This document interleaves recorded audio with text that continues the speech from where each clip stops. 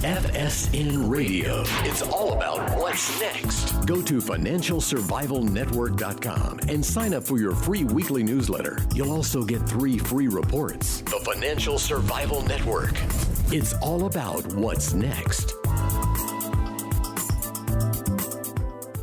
Welcome. This is the Financial Survival Network. I'm Kerry Lutz, and well, guess what? It's March 12th, 2018. Economy, Korea, EU. What do we have to fear next? What is going to happen? Well, as always, be part of the discussion. Email us at kl@kerrylutz.com.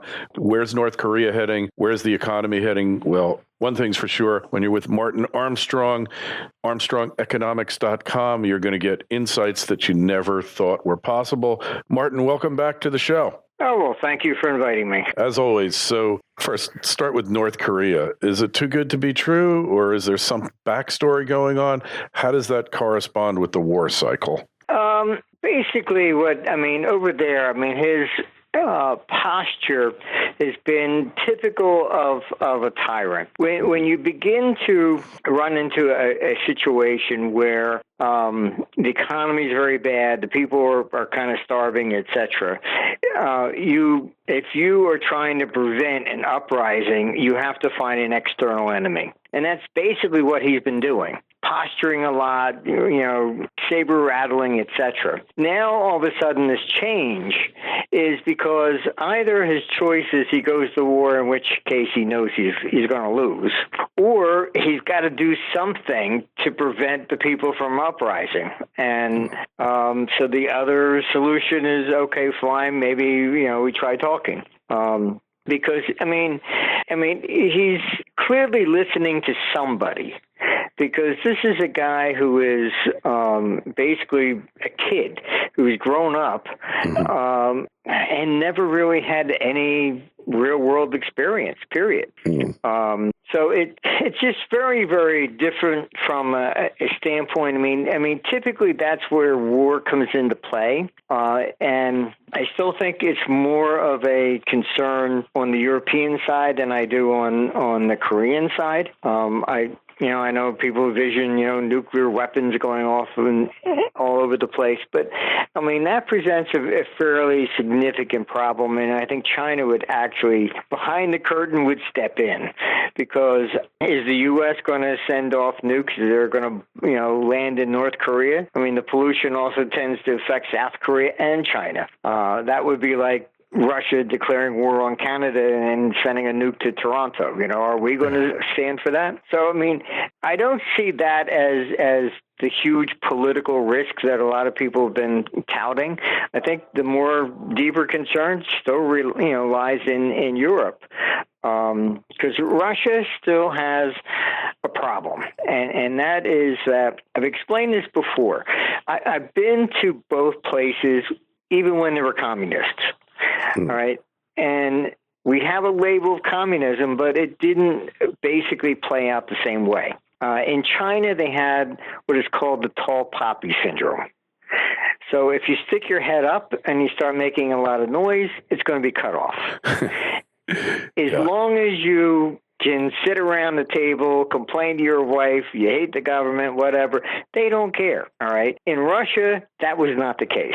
Even Lenin, you can Google this. Most people don't realize, but Lenin, he basically, when he pleaded not to succeed him with Stalin. And he said the guy is basically a loose cannon. And once Stalin got in, that was it.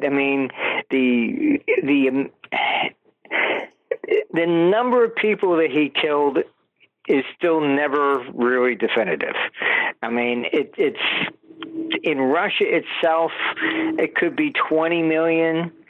I know in Ukraine, he didn't execute people. He starved them to death. He took all their food.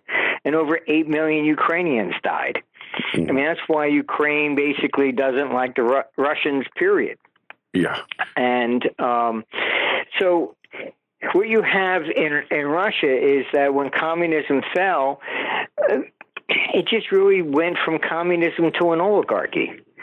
basically the politicians, those that had the connections, they just took over the state things. I mean, you can't even open a restaurant in Moscow in competition with an oligarch. You'll be lucky if you live by the end of the day. So it's a different thing. This is why China boomed, because they left humanity intact. Mm-hmm. So once communism failed, boom. I mean, they just were running, and from day one. And so they're going to surpass Europe as a whole as far as an economy is concerned this year. And I mean, they will eventually pass the United States, and we will be looking at the West is declining, and they will become the new financial power after 2032. Russia doesn't stand, a prayer in hell of getting there. All right, it's way down the list. It's nowhere even close to even the top 20. So it is basically a country armed to the teeth, but without really an economy. Mm-hmm. So you have much greater problems there in Russia that eventually the people rise up. So we have the same situation. You either acquiesce to the domestic upheaval and you reform, or you find an external enemy. Simple as that. It's always throughout history, and it's not something that's my personal opinion. I think this is going to happen or whatever. I mean, everybody's got an opinion. That's very nice.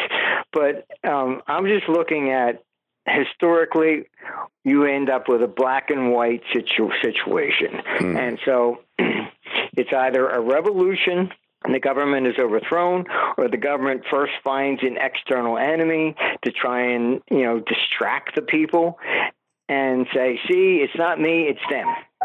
Mm-hmm. So this is basically what goes on. And, we see this philosophy even in our political elections. I mean, the Democrats basically are always really after the rich and corporations, and this is what they stand up and say. All right. They're always a philosophy of divide and conquer. Behind the curtain, they're always like, hey, give me some money and don't worry, I'll fix it for you. I mean, so it's like Hillary, standing up and saying that you have to have two things that you say, one publicly, one privately. Yeah. Right. But, people have asked me many times, are you a Republican or a Democrat? Now, I'm telling you, look, I've worked with governments around the world and in Washington. Yes, the Democrats will always talk up about the social things and all this. I said, when it comes to the money, they're both the same. Yeah. Just show me the money. That's it. They push the buttons with everybody on the social issues. When it comes to economics, it's really the same thing. So, this is the way politics and governments work throughout history. Mm-hmm. So the more concern I have remains on the other side. And one of the sparks really in the tinderbox for war is really in the Middle East that people are not paying attention to. Mm-hmm. And that is this rising conflict between Saudi Arabia and Iran. And it's a religious conflict, which is kind of like the Catholics and the Protestants in England and Ireland, et cetera, in Northern Europe. I mean, here you have the Shiites that basically believe that the government should be run by the religion. Mm-hmm. So you have the Ayatollah is basically the head of state. Saudi Arabia has a king. All right, so they're Sunni. They don't believe in that. They believe in separation of church and state. So, this is really why the two of them are always at each other's throats. And as the economy goes down, both of them need to escalate the war. Right. So you will see much more there. And then that's going to lead largely to U.S. versus Russia confrontation, and both will pick sides. Mm-hmm. That's much more, dangerous, and I would pay attention to what's going on.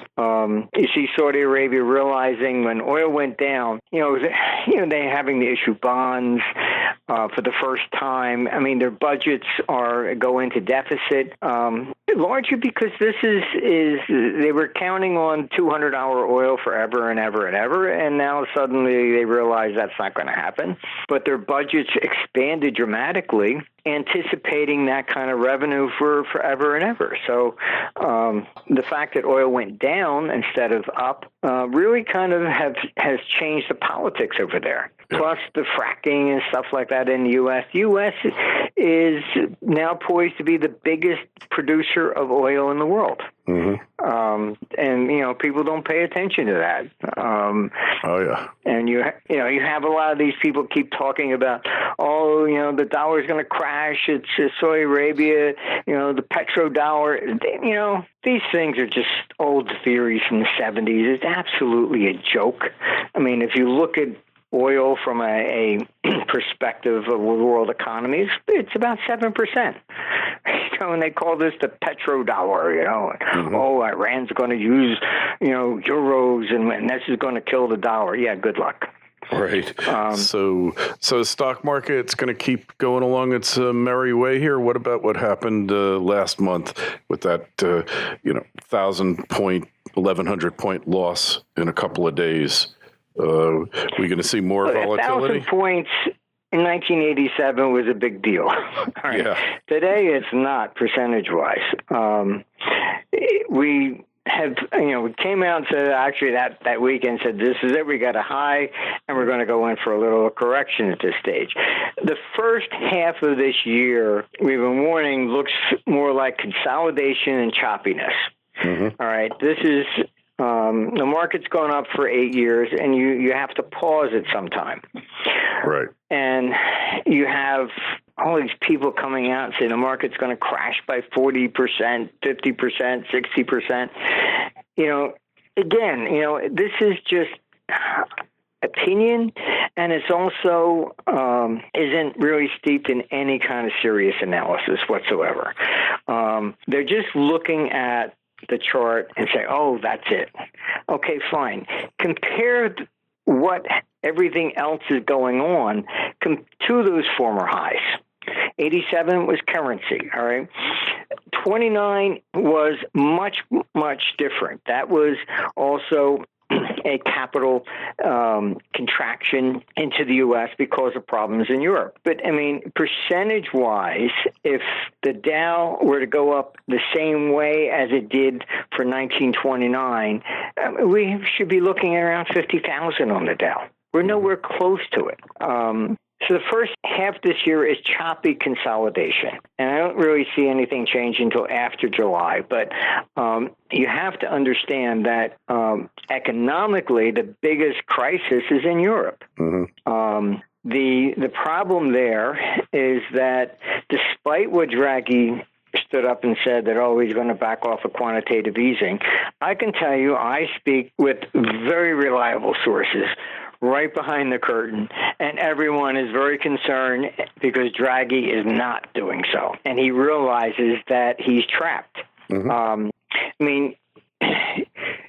German 10-year bonds are more than 200 basis points below U.S. 10-year bonds. It's insane. All that is simply just a bet against the euro, and people over here don't understand that. You have Europeans that buy the Bunds, not because of they're making some fantastic interest rate. It's a hedge because they figure the euro is going to collapse, and at least they get Deutschmarks. That's the trade. And it's been going on over there for over 3 years. So Draghi basically has created a huge, huge crisis. We have a pension crisis, which is really just global. It's unbelievable. Yeah, what's going to be with places like Illinois? Well, every state in the country, with a couple of minor exceptions like Nebraska, is way behind on their pensions, and they can never catch up unless the market doubles next year, right? That's the only way they're going to get up. We have probably more than 25 of the biggest pension funds in the world come to our economic conferences. All right. You sit there, all right, they need basically 8%, all right, to cover future liabilities. How can they buy a 10-year bond even at 3%? Yeah. They can't. It's locking in more than a 50% loss. All right. What has changed here is that the entire portfolio mix that was standard, 60% equities, 40% bonds, is a loser.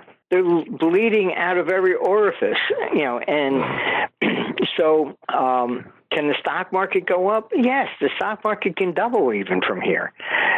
The problem is basically the bond side, and the ECB owns more than 40% of all government debt. Wow. If it stops, will any institution buy this stuff at negative to less than 1%? No, they can't. They can't possibly cover their future liabilities. This is what he's scared about. For good reason. All right, they've put in all kinds of laws. You can't short government bonds in Europe. It's against the law. He's bought more than 40% of all the debt. He has come out and said, okay, fine, he will continue to, when the debt expires, he'll reinvest. The Fed has said, no, we're going to let everything expire. All right. You have all these people bashing the Fed all the time. They have no clue how bad things are outside the country. The Fed looks like, a diamond in the rough. Like they know what they're doing, huh?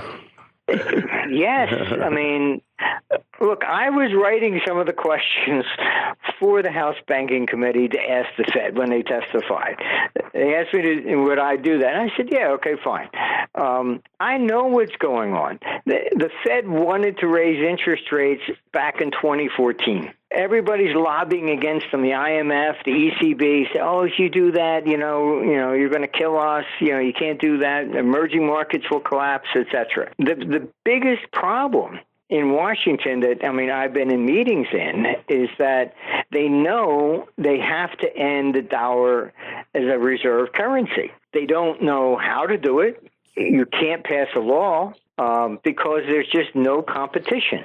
Mm-hmm. And more than 40% of the paper currency circulates outside the country. You can't use euros or something else. Why? Because everybody else routinely cancels their currency. Just like India made news, okay, fine. But in Europe, you can Google it. You can find out. Old British pound notes, they're canceled. You have to exchange them in.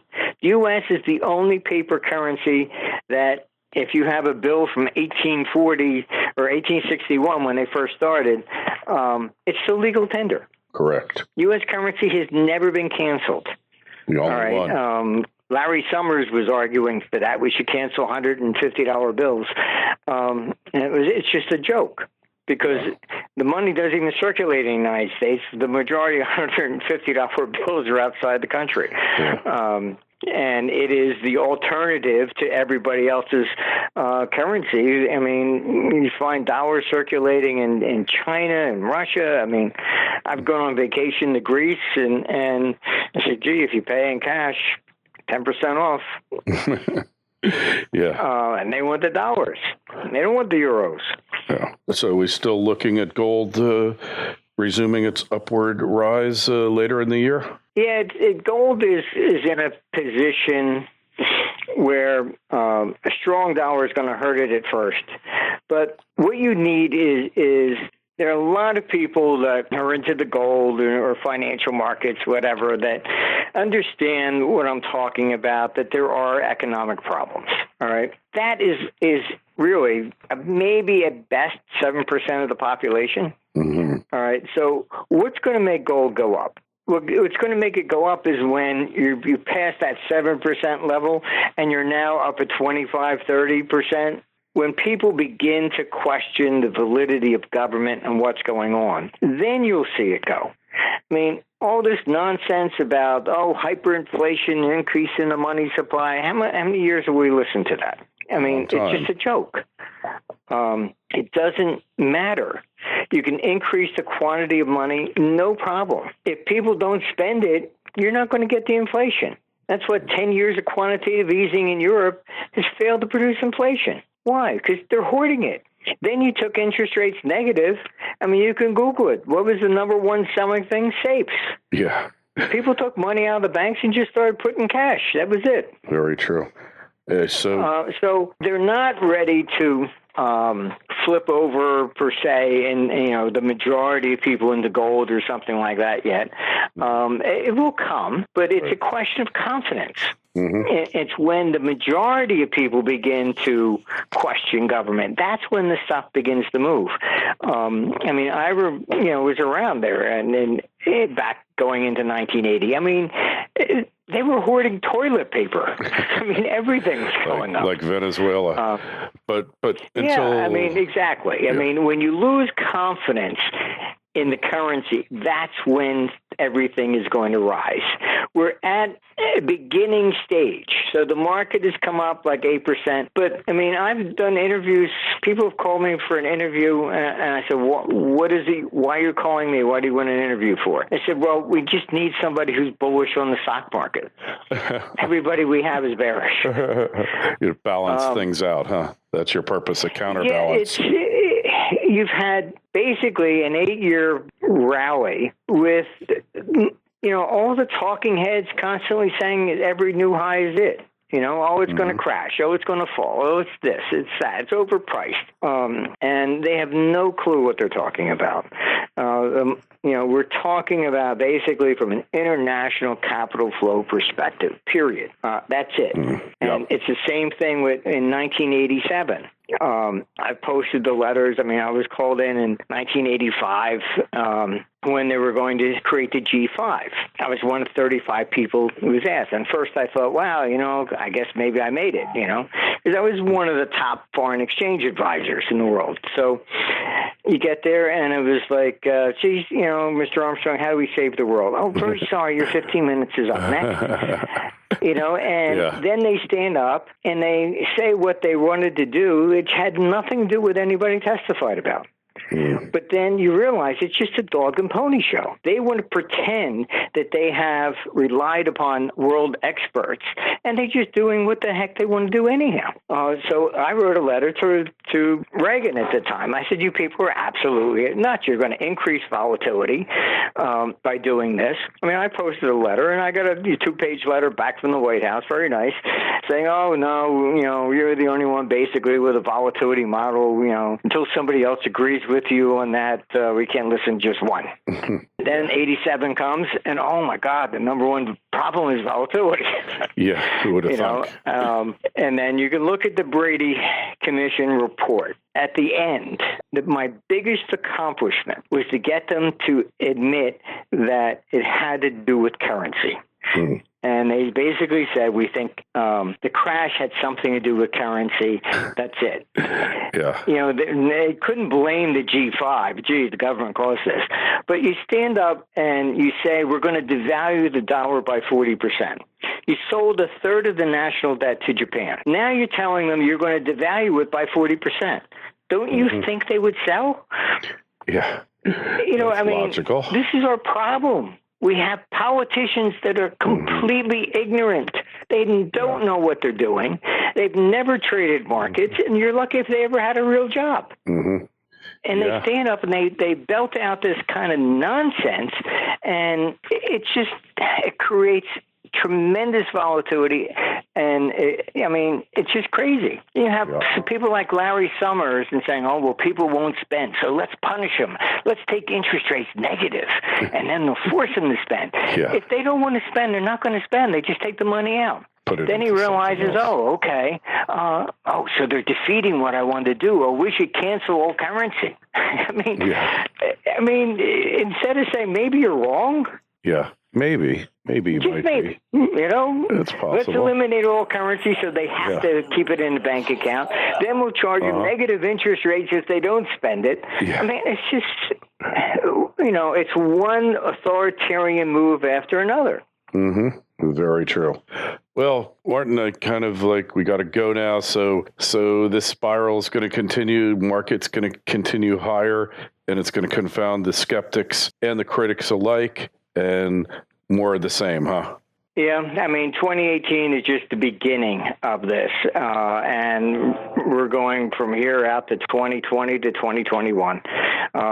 Then you're going to see, basically after this year, things are going to get very, very crazy. 2021 seems to be a pivotal year, though. It's the year after the next presidential election. And it'll make it the 21st year of the century. Always something happening there.